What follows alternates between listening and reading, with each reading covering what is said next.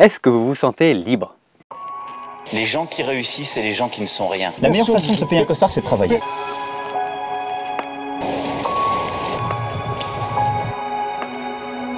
Il y a un doute, non? Nous tous, on a pété un câble à croire que du lundi au vendredi faut taffer, alors qu'on est sur une sorte de caillou qui flotte dans l'espace. Salut à tous et bienvenue.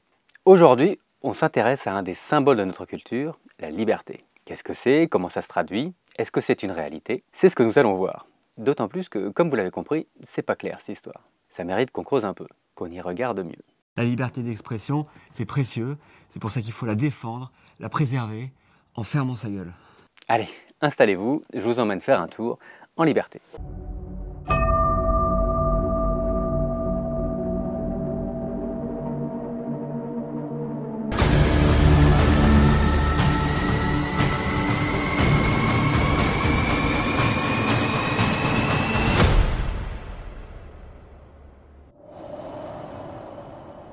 Bon alors déjà, la liberté, ça n'existe pas.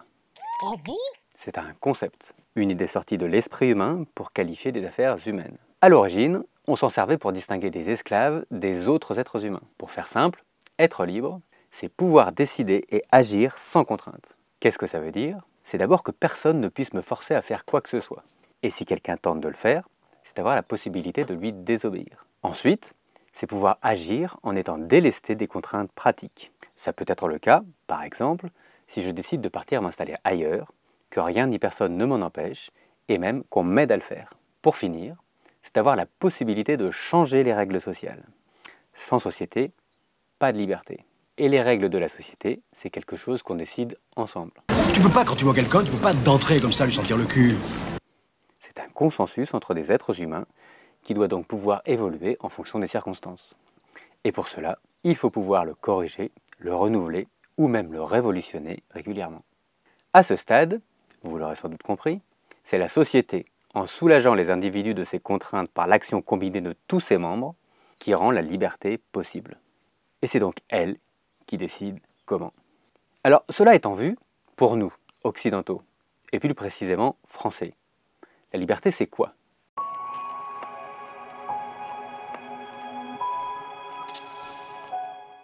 Depuis la Révolution française, il est de coutume de dire que nous tirons notre liberté d'un contrat social. C'est en tout cas ce qu'on nous enseigne. On trouve sa définition précise à l'article 4 de la Déclaration des droits de l'homme et du citoyen de 1789. Voici ce qu'il dit. La liberté consiste à pouvoir faire tout ce qui ne nuit pas à autrui. Ainsi, l'exercice des droits naturels de chaque homme n'a de borne que celle qui assure aux autres membres de la société la jouissance des mêmes droits. Ces bornes ne peuvent être déterminées que par la loi. On la résume souvent avec « ma liberté s'arrête là où commence celle des autres ». Petit commentaire en passant. Vous avez peut-être remarqué que la définition ici confond liberté et autonomie.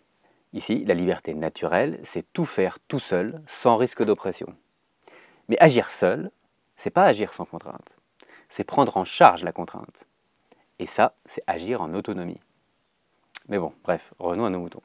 Si on retourne la première partie de la définition, on s'aperçoit que autrui est celui qui va limiter ma liberté.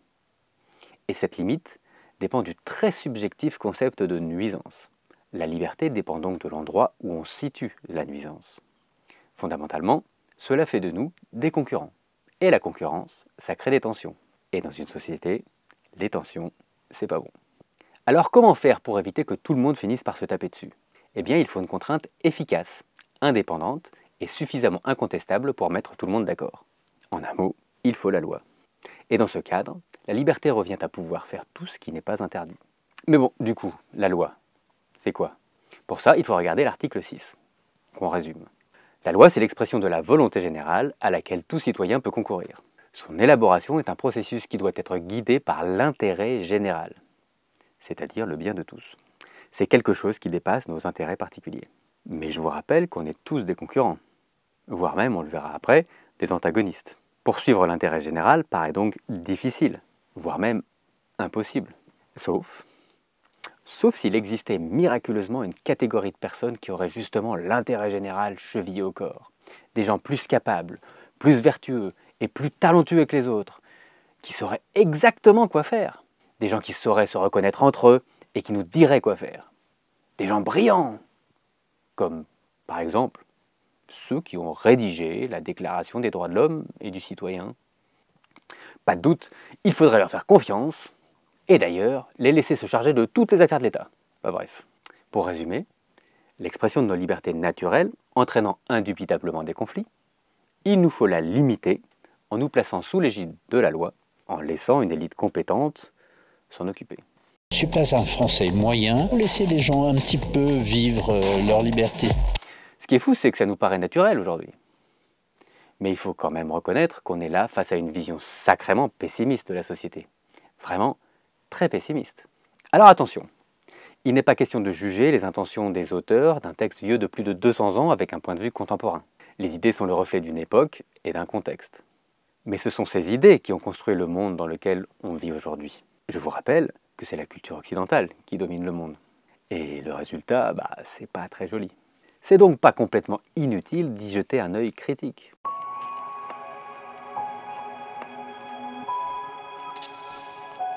Alors, la DDHC nous vient de la philosophie moderne.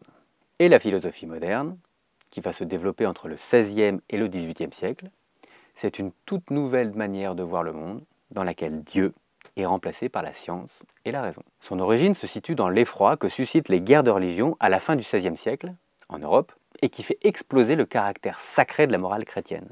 Il faut comprendre qu'à l'époque, c'est elle qui est au cœur de toute la vie des Européens.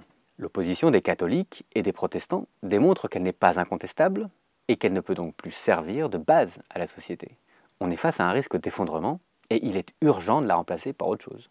C'est en tout cas ce que vont penser tout un tas d'intellectuels de cette époque. Du coup, la critique féroce des peuples autochtones d'Amérique à l'encontre de la civilisation européenne ne va pas améliorer les choses. Car oui, je vous le rappelle qu'en 1492, Christophe Colomb a débarqué en Amérique. Et après ça s'est pas très bien passé. En règle générale, le massacre et le vol systématique, ça fait pas une très bonne impression. Mais en plus de pointer du doigt leur barbarie, les aborigènes vont également pointer du doigt l'absence de liberté, la soumission à l'argent et la foi aveugle des Européens. Ça appuie là où ça fait mal et à l'époque, personne ne sait quoi répondre.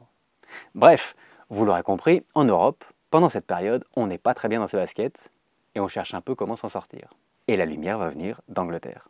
Et oui, c'est au XVIIe siècle, en 1687 pour être exact, qu'Isaac Newton va révéler à l'humanité qu'il existe des lois simples, naturelles, manipulables grâce aux mathématiques et qui permettent non seulement de comprendre l'évolution de tous les systèmes physiques, mais surtout, quand on les connaît, de les contrôler. Des lois, du contrôle, intéressant, non? Eh bien c'est bon, on a tout ce qu'il faut pour régler nos problèmes. La réponse à toutes ces angoisses que vont finir par trouver les modernes va principalement s'articuler autour d'un concept, celui de l'homme à l'état de nature. C'est à partir de lui que les intellectuels européens comme Thomas Hobbes, John Locke ou Jean-Jacques Rousseau vont reconstruire une toute nouvelle manière de voir le monde. Newton leur ayant appris qu'il existait des lois naturelles qui régissent l'évolution des systèmes physiques et biologiques, ils en concluent que ces lois doivent s'appliquer aux sociétés humaines. Ils ont également appris que le paramétrage d'un système est déterminé par les attributs des éléments qui le constituent. Ils vont donc chercher à déterminer les attributs des éléments qui constituent la société, les individus. Ils supposent que chaque individu doit posséder les mêmes attributs et que pour les déterminer, il faut les envisager dépouillés de toute structure sociale. C'est ainsi qu'on obtient le concept d'homme à l'état de nature. À l'époque, il y a une grande variété de modèles, mais tous ceux envisagés avaient une base commune.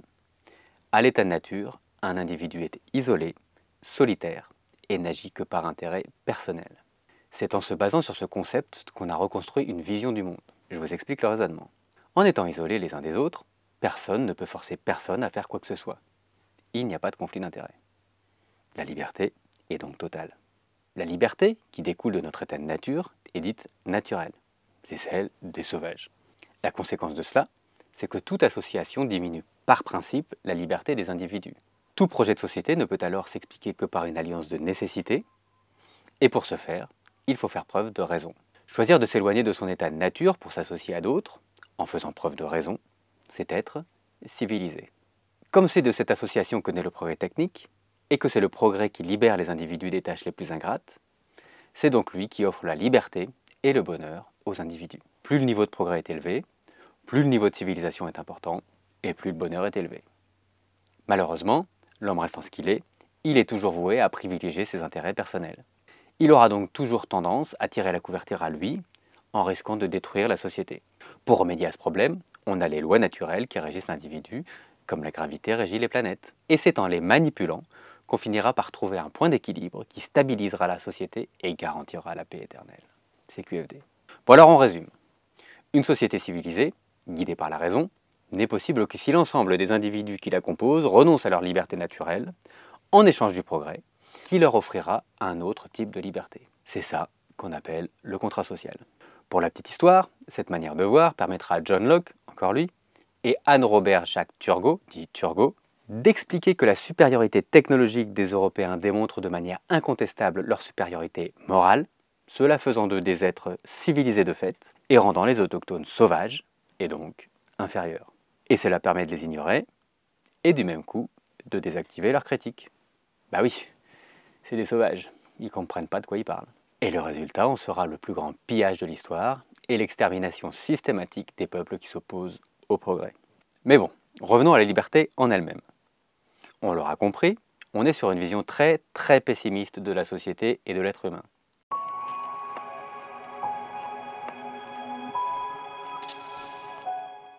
Ça explique pourquoi la liberté a été redéfinie comme ça.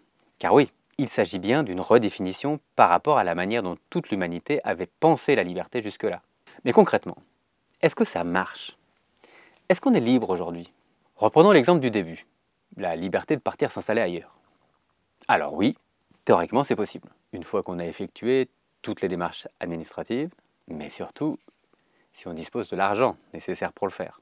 C'est pas interdit, on est libre de le faire. Mais le faire pratiquement, c'est quand même sacrément conditionné. Vous serez d'accord avec moi, une liberté n'a vraiment d'intérêt que si on peut l'exercer facilement. On essaie avec une autre? Allez, au hasard, la liberté d'expression. A priori, la liberté d'expression, c'est bon. Mais est-ce que ça sert à quelque chose? Parce que, excusez-moi, parler dans le vide, c'est gentil, mais bon. Il y a une citation que j'aime bien et qui donne un indice sur l'utilité pratique de la liberté d'expression dans notre société. Elle nous vient de Diderot. La voici. La liberté d'écrire et de parler impunément marque ou l'extrême bonté du prince, ou l'esclavage du peuple. On ne permet de dire qu'à celui qui ne peut rien. Ça pique un peu tout ça, non? Mais bon, c'est pour la paix. Faites-nous confiance. Alors faut être clair, si tout ça pouvait se justifier au XVIIIe siècle, est-ce que c'est encore le cas aujourd'hui?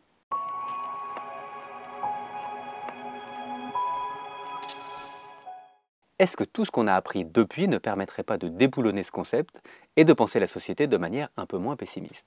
Eh bien si. On peut dire aujourd'hui que le concept d'homme à l'état de nature est une aberration. Il résulte d'une pratique immature du raisonnement scientifique appliqué à l'homme. Car enfin, aucun être humain ne pourrait survivre à sa naissance sans un groupe existant pour l'accueillir.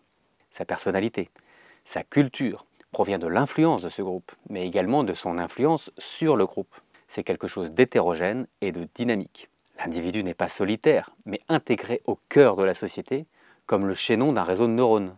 Ils sont indissociables l'un de l'autre. Et dans cette manière de voir, l'autre n'est plus un antagoniste, mais une part de nous-mêmes. Nous ne sommes pas d'horribles égoïstes. Des centaines d'expériences menées dans des dizaines de pays sur tous les continents ont montré que les gens sont spontanément prosociaux. C'est-à-dire qu'ils agissent spontanément dans l'intérêt du groupe. Et en fait, quand on observe simplement le vivant, des bactéries aux humains en passant par les champignons, les animaux, les arbres, eh bien tout le monde coopère. Tous les êtres vivants sont en relation d'entraide avec d'autres êtres vivants. De plus, le comportement que l'on observe systématiquement chez les êtres humains après une catastrophe, c'est toujours le calme, l'entraide et l'auto-organisation. C'est ce qu'on a observé suite au tsunami de 2004 en Thaïlande ou en Louisiane après le passage de l'ouragan Katrina en 2005.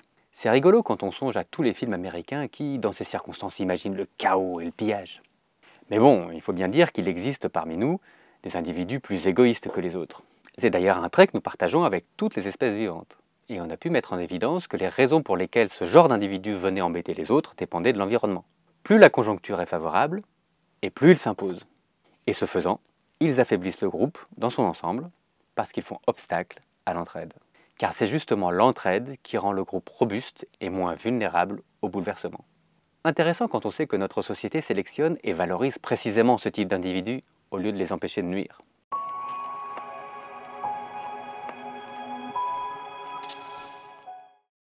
Pour finir, J'aimerais attirer votre attention sur le fait qu'il a existé, depuis très longtemps, partout sur la planète et sur de longues périodes, des sociétés basées sur l'exercice de la liberté, telle que je l'ai définie au début de cette vidéo.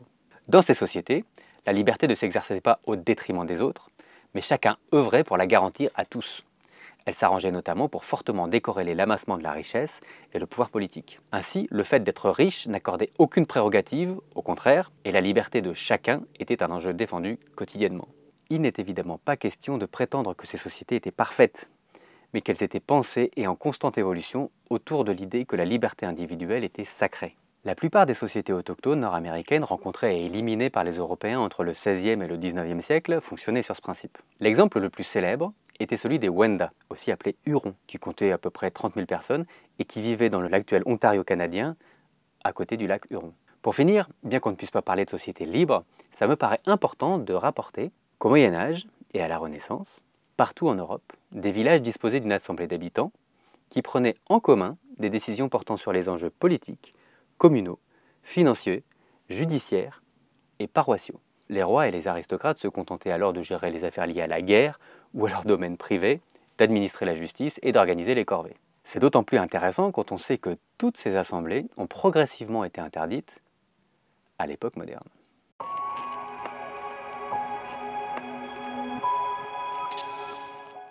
Alors, est-ce qu'on est libre? Non, je ne crois pas, non.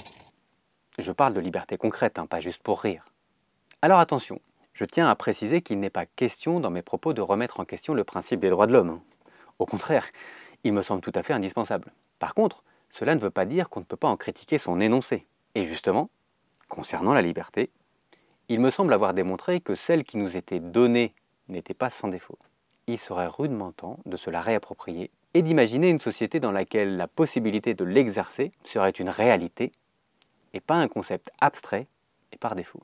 Nous nous sommes englués dans une idéologie basée sur une vision de l'individu toxique qui s'est constituée dans des circonstances historiques particulières et qu'on perpétue par conventionnalisme et, j'ajouterais, sous la pression d'une minorité qui, elle, en retire de l'intérêt.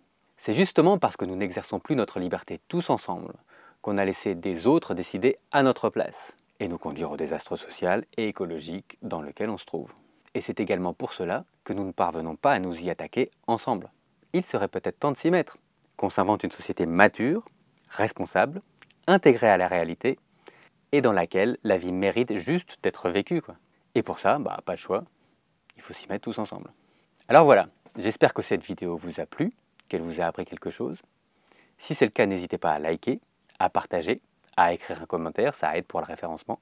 Pensez à vous abonner et à activer la cloche si ce n'est pas déjà fait. Comme ça, vous serez prévenu de la sortie de la prochaine vidéo. Sur ce, je vous dis à la prochaine. En attendant, soyez créatifs pour le bien de tous. Cultivez votre pensée subversive. Salut!